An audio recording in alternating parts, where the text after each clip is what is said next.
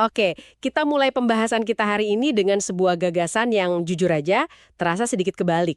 Sumber yang Anda bagikan ini mengusulkan kalau untuk nurunin berat badan secara berkelanjutan, kita justru perlu makan lebih banyak lemak berkualitas dan fokusnya ke gerakan yang presisi, bukan sekedar lari sampai capek di treadmill. Dan inilah yang bikin menarik kan? Kita semua kan udah terbiasa banget sama mantra, makan lebih sedikit, bergerak lebih banyak, udah puluhan tahun. Tapi sumber-sumber ini ngajak kita buat ngintip lebih dalam, ke ruang mesin tubuh kita. Ruang mesin, ya? Iya, mereka bilang tubuh kita tuh bukan kalkulator kalori yang sederhana, tapi lebih mirip sistem biologi yang cerdas, yang terus-terusan menafsirkan sinyal yang kita kasih. Sinyal, bukan perintah. Oke, jadi misi kita dalam beberapa menit ke depan adalah membedah sinyal-sinyal ini. Kita akan kupas tuntas kenapa hormon itu sutradaranya bukan cuma kalori. Terus kenapa lemak sehat dan minum air yang cukup bisa jadi fondasi? Dan yang paling bikin saya penasaran, kenapa latihan kayak pilates pakai alat itu bisa jadi kunci buat ngebentuk ulang tubuh, bukan cuma ngebakar kalori. Mari kita selami. Tentu. Kita mulai dari fondasinya ya, yaitu hormon. Berat badan yang susah turun itu seringkali bukan soal kurang disiplin, tapi lebih ke keseimbangan hormon yang agak kacau. Baiklah, mari kita bedah ini. Gagasan kalori masuk versus kalori keluar kan rasanya logis banget ya, matematis gitu. Kenapa itu seringkali nggak cukup? Sumber Anda nyebut tubuh itu penafsir, bukan penghitung. Maksudnya gimana tuh di prakteknya? Maksudnya gini, dua orang bisa makan makanan dengan jumlah kalori yang sama persis, tapi tubuh mereka akan merespons dengan cara yang beda banget, tergantung kondisi hormonal masing-masing. Makanan yang sama bisa jadi sinyal untuk siapin energi buat satu orang, dan jadi sinyal simpan darurat buat orang lain. Wah, jadi konteks hormonalnya yang penting ya? Betul, semua soal konteks. Oke, jadi hormon apa aja nih yang jadi pemain kuncinya? Sumber kita kan menyoroti beberapa yang utama. Iya, untuk pembahasan ini kita fokus ke tiga pemain utama aja deh. Pertama, insulin. Anggap aja dia manajer penyimpanan energi. Terus ada duo pengatur lapar dan kenyang, leptin dan grelin. Dan terakhir, kortisol, si manajer krisis atau hormon stres, yang bisa ngacoin semuanya kalau aktif terus-terusan. Ini yang menarik banget. Sumber itu ngegambarin insulin sebagai kunci atau gembok di sel lemak kita. Bisa tolong dijelasin cara kerjanya, soalnya ini kayaknya inti masalahnya deh. Tentu, sederhananya, insulin itu hormon yang ngasih tahu sel untuk menyimpan. Pas Anda makan sesuatu yang tinggi gula atau karbohidrat olahan, gula darah kan naik tuh. Nah, pankreas langsung ngeluarin insulin buat bilang ke sel-sel tubuh, "Hey, ada banyak energi nih, ambil dan pakai atau simpan." Oke, itu fungsi utamanya. Tapi ada fungsi kedua yang krusial banget. Selama kadar insulin tinggi, dia secara aktif ngunci pintu keluar sel lemak. Jadi, dia nggak cuma nyuruh nyimpen, tapi juga ngegembok pintunya. Selama insulin beredar dalam jumlah tinggi, tubuh Anda secara fisiologis nggak bisa membakar lemak. Titik. Tunggu dulu, ini agak membingungkan. Kalau sel jadi tuli sama insulin, yang kita sebut resistensi insulin, kenapa pankreasnya nggak nyerah aja? Kok dia malah kerja lebih keras dan ngebanjirin sistem dengan lebih banyak insulin? Rasanya kayak teriak ke orang yang udah pakai penutup telinga kan? Pertanyaan bagus banget itu. Karena ini nunjukin gimana tubuh kita mencoba bertahan hidup. Dari sudut pandang pankreas, dia nggak tahu kalau selnya tuli. Dia cuma tahu gula dalam darah masih tinggi. Dan itu bahaya. Jadi satu-satunya respons yang dia tahu adalah, saya harus kerja lebih keras, saya harus teriak lebih kencang. Dia produksi insulin lebih banyak lagi buat maksa selnya ngerespons. Oh, jadi malah jadi lingkaran setan ya? Tepat, hasilnya siklus yang merusak. Kadar insulin tinggi terus-terusan, yang bikin tubuh selalu dalam mode nyimpen lemak. Bahkan pas Anda nggak makan banyak, gemboknya selalu kekunci. Down. Tepat sekali. Mereka mungkin kelaparan, tapi sel-sel lemak mereka tetap terkunci rapat. Nah, ini nyambung ke duo berikutnya, leptin dan grelin. Kalau insulin soal penyimpanan, duo ini soal rasa lapar yang sering jadi musuh terbesarnya. Iya, leptin kan hormon yang harusnya ngasih tahu kita kapan harus berhenti makan ya. Tapi kok seringnya nggak berfungsi gitu? Bener, leptin itu diproduksi oleh sel lemak itu sendiri. Tugasnya ngasih sinyal ke otak, cadangan energi penuh, kita aman, boleh berhenti makan. Logikanya, makin banyak lemak tubuh, makin banyak leptin, makin cepat kenyang. Tapi karena peradangan kronis, kurang tidur, atau kebanyakan gula, otak bisa jadi tuli juga sama sinyal leptin ini. Jadi ada resistensi leptin juga. Betul, leptinnya udah teriak-teriak, tapi otaknya nggak dengar. Akibatnya, Anda makan, tapi otak Anda masih mikir Anda lagi kelaparan. Dan grelin itu kebalikannya, si hormon lapar yang bikin kita pengen nyerbu kulkas. Iya, dan grelin ini kayak tombol panik tubuh. Waktu dia ngerasa kekurangan kalori, apalagi pas diet yang ketat banget, dia nggak cuma bisikin lapar, dia teriak. Makanya diet ekstrim sering jadi bumerang. Anda bukan cuma ngelawan kemauan, tapi ngelawan sinyal hormonal super kuat yang dirancang buat jaga Anda tetap hidup. Setelah nggak bahas gimana hormon kayak insulin dan grelin bisa jadi kacau banget karena sinyal yang salah, pertanyaan berikutnya ya, sinyal apa yang seharusnya kita kirimkan lewat makanan? Nah, ini bawa kita ke saran radikal di sumber Anda, lupakan gula, perbanyak lemak. Persis. Ini bukan cuma soal ganti satu jenis makanan dengan yang lain ya. Ini tentang ganti bahan bakar utama tubuh Anda. Gula rafinasi itu ibaratnya kayak nyalain api pakai kertas koran. Apinya nyala gede dan cepat, tapi padamnya juga cepat banget. Ini yang menciptakan roller coaster gula darah. Ah, jadi roller coaster gula darah yang Anda sebutin itu penjelasan biologis buat perasaan hangry atau otak ngeblank yang saya rasain jam 3 sore tiap hari? Ini beneran ngubah cara saya mandang camilan sore saya? Tepat sekali. Perasaan hangry, lemas, dan pengen makan manis yang nggak ketahan itu gejala dari anjloknya gula darah. Tubuh Anda teriak minta kertas koran lagi buat nyalain api. Sebaliknya, lemak sehat dari alpukat, minyak zaitun, kacang-kacangan, itu kayak kayu bakar padat. Dia kebakar pelan, stabil, dan ngasih energi tahan lama. Oke, saya paham logikanya. Tapi jujur deh, selama puluhan tahun kan kita semua dibilangin rendah lemak itu kunci kesehatan jantung dan berat badan ideal. Gagasan buat sengaja nambahin alpukat dan minyak zaitun pasti terasa menakutkan buat banyak orang. Gimana kita bisa nyatuin dua pesan yang bertentangan banget ini? Itu poin yang sangat valid dan penting. Kuncinya ada di kualitas lemak. Perang melawan lemak di masa lalu itu nggak bedain antara lemak trans buatan yang merusak sama lemak sehat yang esensial buat tubuh.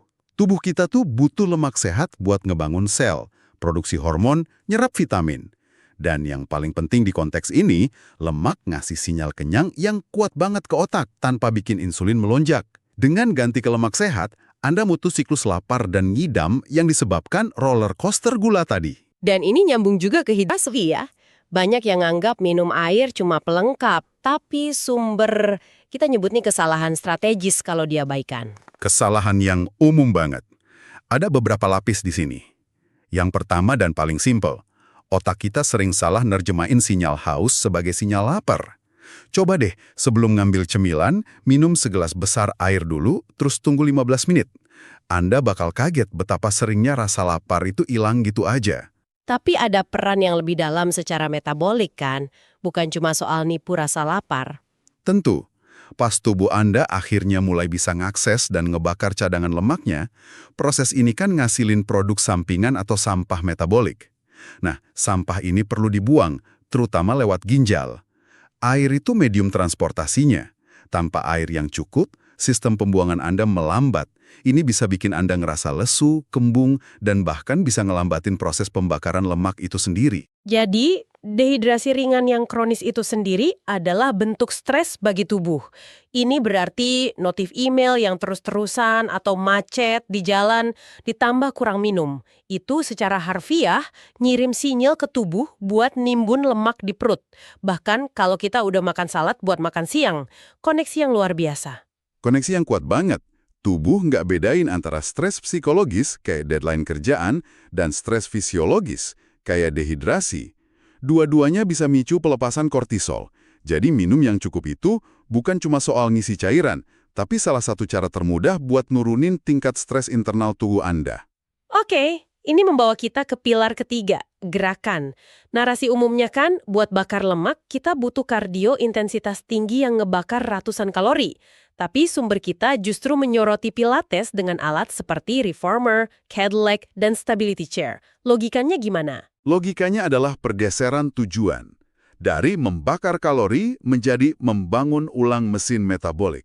Otot itu organ yang sangat aktif secara metabolik. Makin banyak massa otot yang berkualitas, makin tinggi metabolisme basal Anda. Jumlah kalori yang Anda bakar cuma dengan duduk diam. Tujuannya bukan cuma bakar kalori selama 1 jam olahraga, tapi ngubah cara tubuh Anda pakai energi selama 23 jam sisanya. Jadi bukan tentang nguras tenaga, tapi ngebangun mesin yang lebih efisien. Gimana alat-alat pilates ini bisa ngelakuin itu dengan cara yang beda dari, katakanlah, ngangkat barbel di gym? Beda utamanya ada di jenis resistensinya. Reformer dan Cadillac itu pakai sistem PER. Yang menarik dari resistensi PER ini, nggak seperti beban mati yang beratnya selalu sama, resistensinya itu berubah sepanjang gerakan. Dia ngasih tantangan pas Anda dorong atau tarik, dan juga pas Anda kembali ke posisi awal. Tubuh Anda nggak bisa curang pakai momentum. Anda harus ngontrol gerakannya sepenuhnya. Jadi ini ngelatih otot-otot kecil penstabil yang sering kelewat ya kalau kita cuma fokus angkat beban berat. Tepat sekali. Ini membangun kekuatan fungsional dari dalam keluar, sambil manjangin otot dan perbaiki postur. Gerakan terkontrol ini juga lebih efisien ngajarin tubuh buat pakai asam lemak sebagai bahan bakar. Dan yang penting, Anda bangun kekuatan tanpa micu respons stres kortisol yang masif. Anda selesai sesi dengan perasaan bertenaga, bukan terkuras. Lalu gimana dengan stability chair? Kelihatannya kecil tapi reputasinya cukup menantang tuh. Stability chair itu hebat banget buat nargetin otot inti yang dalam. Korset otot alami yang ngebungkus batang tubuh Anda. Waktu korset ini kuat, postur Anda membaik secara dramatis. Dan postur yang baik artinya setiap gerakan Anda sehari-hari, dari ngangkat belanjaan sampai jalan, jadi lebih efisien. Anda secara nggak sadar ngebakar lebih banyak energi sepanjang hari. Sumber kita juga nyebut sesuatu yang mungkin mengejutkan, peran pernapasan. Kok bisa cara kita napas ngaruh ke lemak di tubuh kita? Rasanya kayak dua hal yang nggak nyambung. Ini salah satu koneksi yang paling kuat, tapi paling sering diabaikan. Napas Anda itu jembatan langsung ke sistem saraf otonom, yang ngontrol respons lawan atau lari alias stres, dan istirahat dan cerna alias relaksasi. Kebanyakan dari kita, karena stres modern, terbiasa napas pendek, dangkal, dan cuma di dada. Saya sering begitu, nahan napas pas baca email yang bikin tegang tanpa sadar. Kita semua begitu. Pola nafas itu terus-terusan ngirim sinyal bahaya tingkat rendah ke otak, yang bikin tubuh Anda waspada terus. Seperti yang kita bahas, waspada kronis berarti kortisol tinggi. Nah, di Pilates, Anda secara sadar ngelatih pernafasan toraks lateral, nafas ke samping dan belakang tulang rusuk. Pola nafas yang dalam dan teratur ini secara aktif nenangin sistem saraf, mindahin tubuh dari mode stres ke mode pemulihan. Jadi ini bukan cuma soal oksigen, tapi soal ngatur ulang seluruh kondisi internal Anda.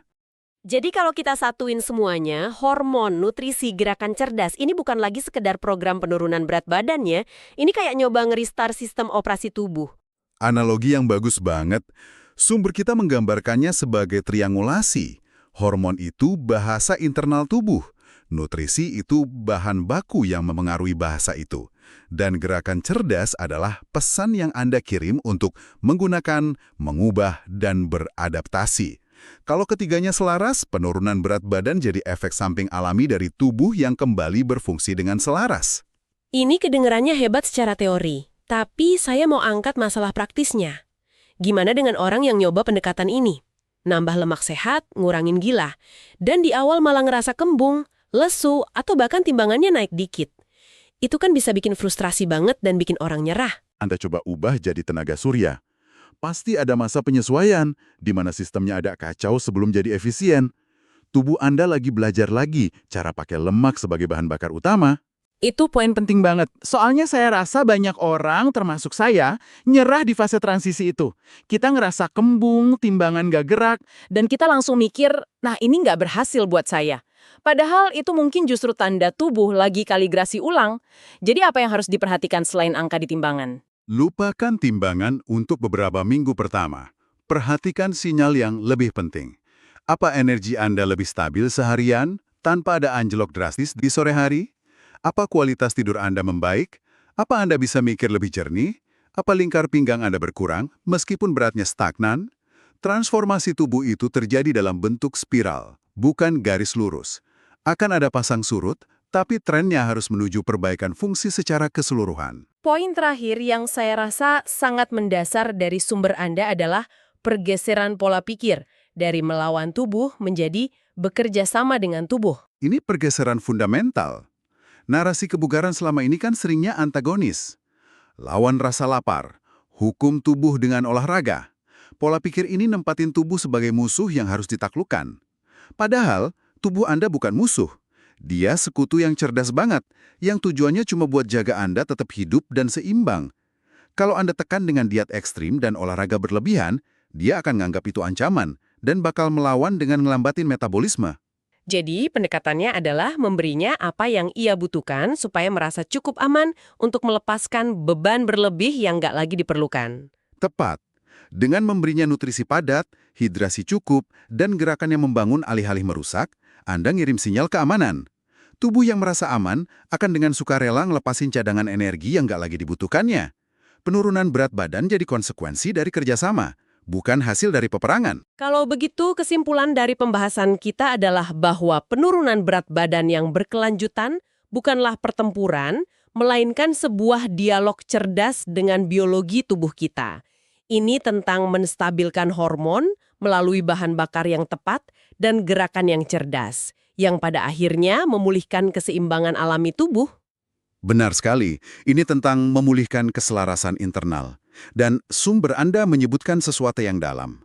Pilates tidak hanya melatih tubuh, tapi juga mengajarkan kesadaran dan kejernihan terhadap tubuh. Sebuah dialog yang berkelanjutan. Betul. Jadi, sebagai penutup, mungkin ada satu pertanyaan untuk Anda renungkan. Sinyal kecil apa yang mungkin sedang dikirimkan oleh tubuh Anda saat ini yang selama ini Anda abaikan?